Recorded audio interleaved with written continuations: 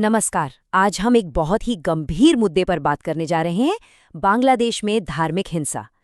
ये एक ऐसा विषय है जिसके असर बहुत गहरे हैं, पर जिस पर अक्सर दुनिया में एक अजीब सी खामोशी छाई रहती है। बस एक पल के लिए सोचिए, ये शब्द सिर्फ कोई कहानी नहीं है।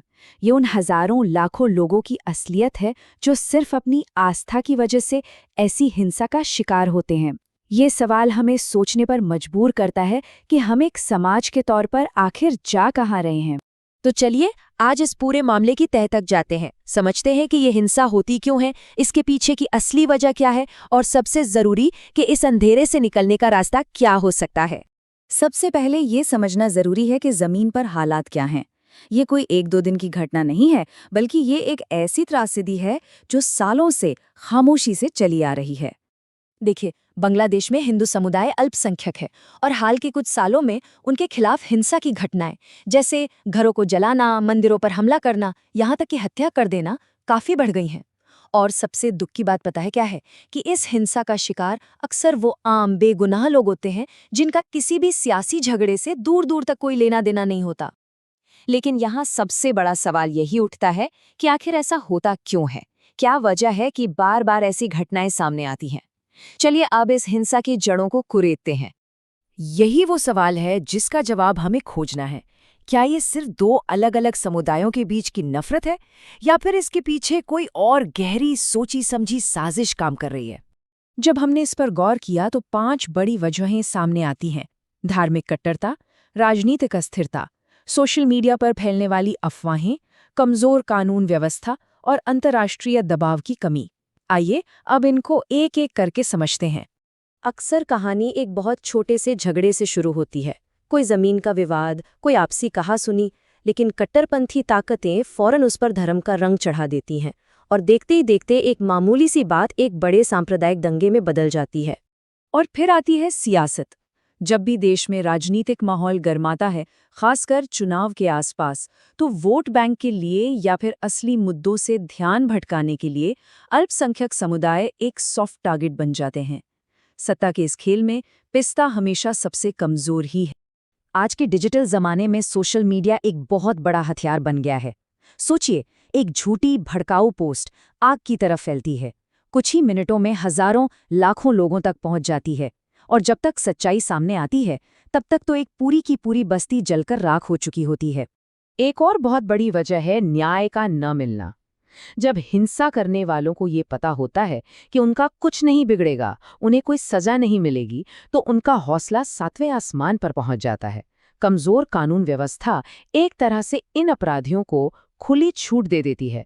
और आखिर में जब दुनिया के बड़े बड़े देश और मानवाधिकार संगठन ऐसे गंभीर मुद्दों पर आंखें मूंद लेते हैं, तो उस देश की सरकार पर कोई बाहरी दबाव ही नहीं बनता कि वो अल्पसंख्यकों की सुरक्षा के लिए कोई ठोस कदम उठाए।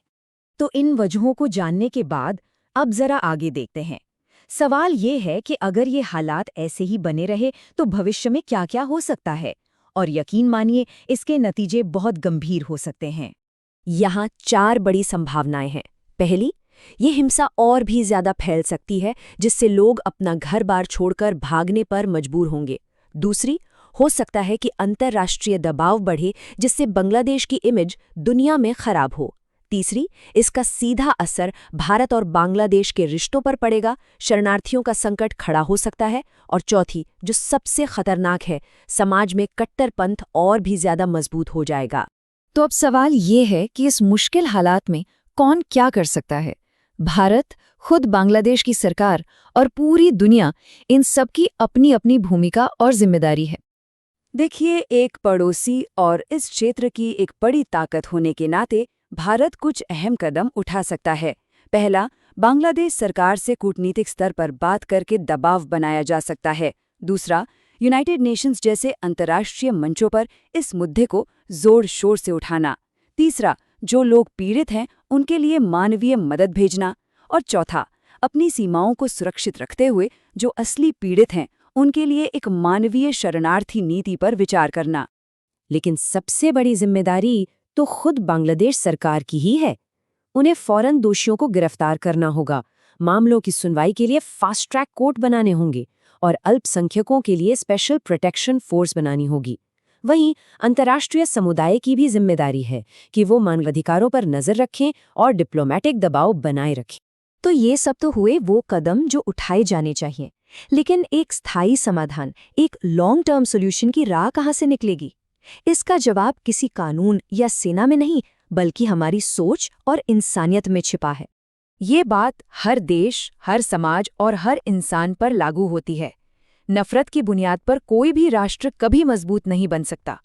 ये एक दीमक की तरह है जो धीरे धीरे पूरे सिस्टम को, पूरे देश को अंदर से खोखला कर देती है। तो समाधान का रास्ता इन 3 सीधे साधे उसूलों से होकर गुजरता है। पहला, इंसानियत को हर धर्म, हर पहचान से ऊपर रखना होगा। दूसरा, कानून सबके लिए बराबर होना चाहिए, चाहे कोई किसी भी समुदाय का हो। और तीसरा, समाज में नफरत नहीं बल्कि न्याय की स्थापना करनी होगी। ये एक ऐसी सच्चाई है जिसे हमें कभी नहीं भूलना चाहिए। हिंसा की आग जब फैलती है तो वो ये नहीं देखती कि सामने कौन है। जो लोग आज दर्शक बनकर चुप बैठे हैं, कल वही लोग खुद इसका शिकार हो सकते हैं। इसीलिए अगर कहीं भी किसी के भी साथ अन्याय हो रहा है तो उसके खिलाफ आवाज उठाना हम सबकी जिम्मेदारी है, क्योंकि जब जुल्म बढ़ता है तो चुप रहना भी एक गुनाह बन जाता है। जय मानवता।